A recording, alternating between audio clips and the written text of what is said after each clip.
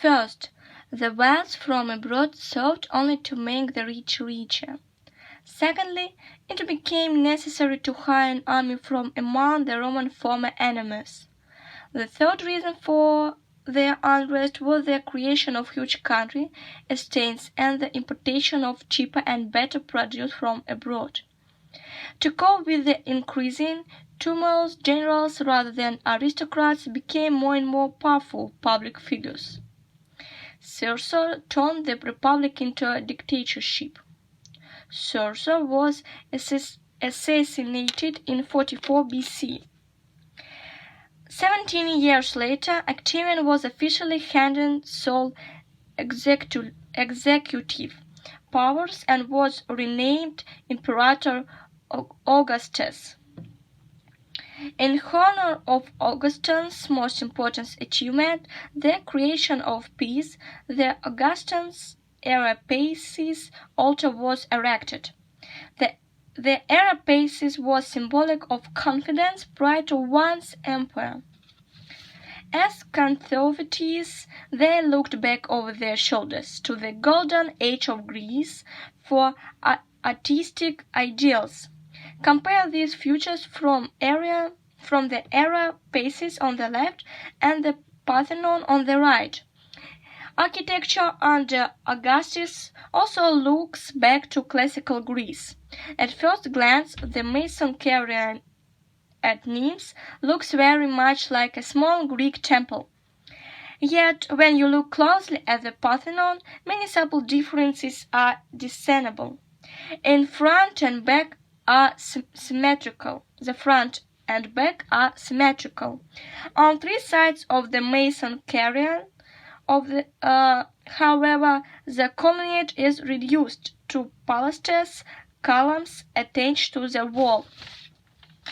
Further, the Roman temple is usually part of the urban scene, so it is raised on a high podium to give it emphasis. The Greek temple, on the other hand, doesn't need this architectural emphasis, for it often sits top-raised and sacred ground. The temple is thus as altar in itself, remote and symbolic in function. Notes of the Roman temple. In fact, the front porch either served a practical purposes as a political stage for the empire. This use of the temple is just one example of how the Romans aggrandized their individual. These make the facade of the Roman temple a dramatic and theatrical focal point. Yet actually, in the age of Augustus, the personality cult of the emperor was still relatively subdued. Stuck off to the left, where the frieze was unfortunately being damaged, he is given no more importance than anyone else in the procession. By the era of Trajan, at the beginning of the 2nd century, the empire was the height of its success, a symbol of an age devoted to organization. No longer were the landed gentry and the rest of the senatorial class entrusted with important affairs of state. In the Roman tradition, many of the scenes describe the practical, down-to-earth side of life. We see the army building bridges and fortifications as well as the grim details of battle. Although no attempts made to suggest space and proposition realistically, the artist's techniques do permit incredibly accurate details of dress, arms, and equipment.